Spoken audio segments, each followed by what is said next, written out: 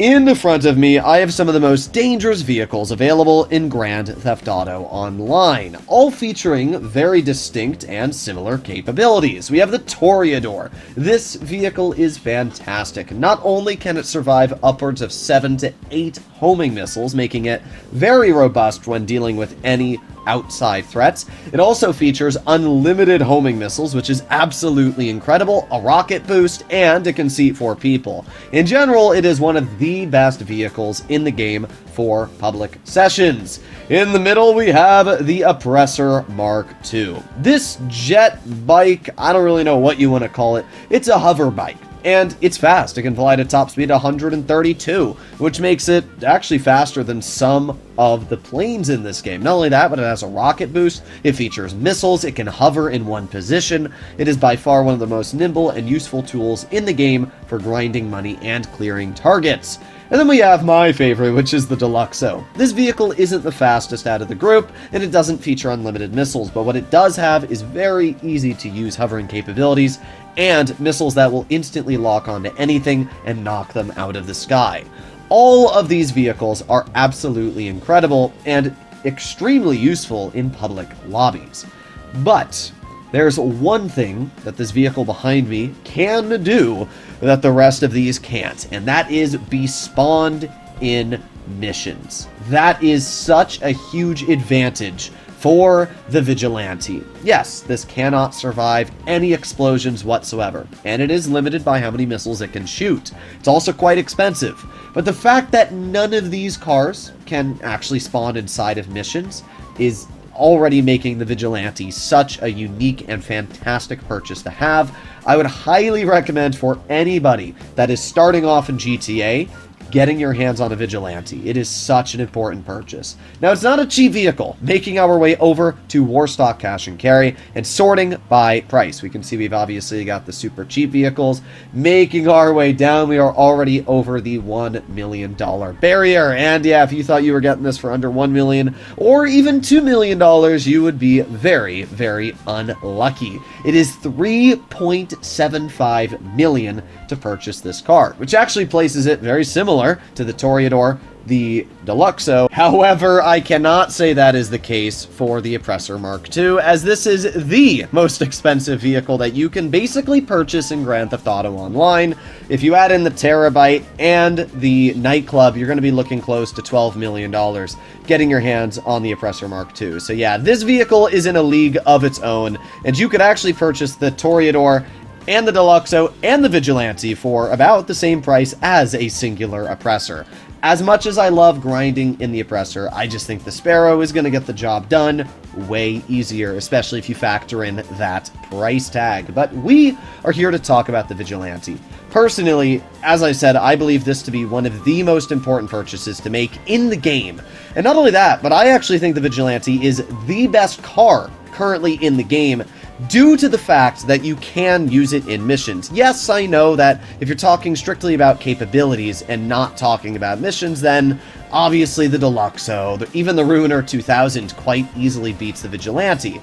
But the fact that this can be used in missions easily puts it up to an S tier. And I'll be showcasing just some examples where using this in missions saves you so much time. And by the way, when I say missions, I don't just mean things like Titan of a job and, basic jobs that you'll do.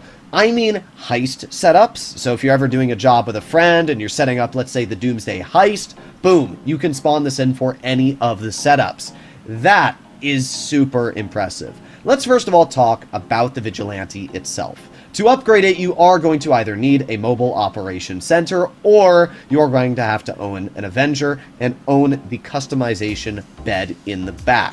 This is going to allow you to fit the missiles on the vehicle, which are obviously the major upgrade that you want to get. Talking about the Vigilante's capabilities, what does it have going for it apart from the fact that it can be used in missions? Well, first of all, it is very fast, and that is because of the fact it features a rocket boost. This is actually the fastest fastest of the rocket boosting vehicles in the game, mainly down to the fact that it has a lot of power and it is very quickly recharged. So you can chill at around 160 miles per hour as long as you are boosting over and over and over. This actually puts it toe-to-toe with some of the fastest HSW cars in the game and actually gives it a better effective lap time because you can use the boost the moment you've rolled around the corner. And because it's in the supers category, it's actually quite good on its overall maneuverability, which is something that I can't say about the rest of the rocket boosting cars. The other thing that's really nice, as we can see, is the Vigilante is very heavy as we blew up that Bobcat. You can smash vehicles off the road with no effort whatsoever, as if you're driving a tank. And this is obviously a big advantage for this vehicle, because if anybody gets in your way, or anything gets in your way, well, yeah, you can launch them quite far and easily out of your problem. So, in regards to the speed and overall power of the Vigilante, it is quite capable. Really, the only downside of this car is the fact that it cannot survive any explosions. You will have to be especially careful if you do end up driving into a cliff or something that has a bump like you can see there, because you might end up blowing yourself up. So let's say that you make your way into a mission, and you're doing the new Cluckin' Bell farm raid setup so that you can make $500,000 in a pretty quick amount of time. Well, if you go over to your phone to call in a personal vehicle through your mechanic, you are going to be quite disappointed in the amount of weaponized vehicles that you own you might not be able to use. My weaponized vehicles are stored in Office Garage 1. We can see a lot of them here. We got the Patriot Mil-Spec, Duco Death, Weaponized Tampa. A lot of these vehicles are really, really good. Out of the bunch, only one of them fires missiles, and that is the Vigilante. If we compare that to calling the mechanic and going into a public lobby, we can see that there are actually 20 vehicles in this garage. The Scramjet is one right below the Vigilante, which did not show up whatsoever. Same for the Stromberg and any other weaponized missile-firing vehicle I own. And the very simple reason why is because Rockstar doesn't let you use them in missions. The Vigilante is the only missile-firing vehicle that you can use. I guess you could count the weaponized Tampa, but they're not homing missiles, so they're not even nearly in the same category. So, now that I've talked about why the Vigilante is such an important vehicle, I'm going to showcase in just a very brief moment why it is literally game-changing to have this in your arsenal. See any of the bad guys we're going to aim in on here? Well, we can easily use a homing missile and blow them up. I can stay all the way back here, completely safe from any enemy fire, and literally just obliterate any threats that are thrown in front of me, which is kind of crazy. And then we can drive around.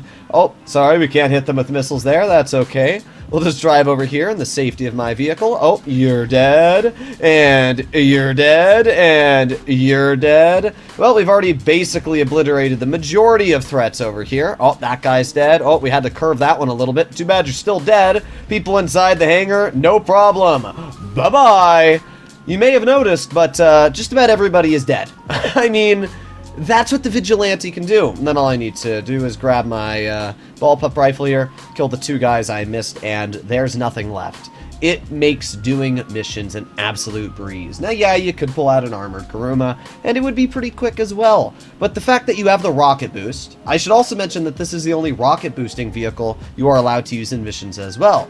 So the fact that I can use a rocket boosting car, which can go upwards of 150 miles per hour, in a mission where I can use the homing missiles to blow up every single threat near me, clear the mission in with, like, what, 30, 40 seconds of time, and then grab the two things I need and leave, rocket boosting back over towards Vincent's lockup.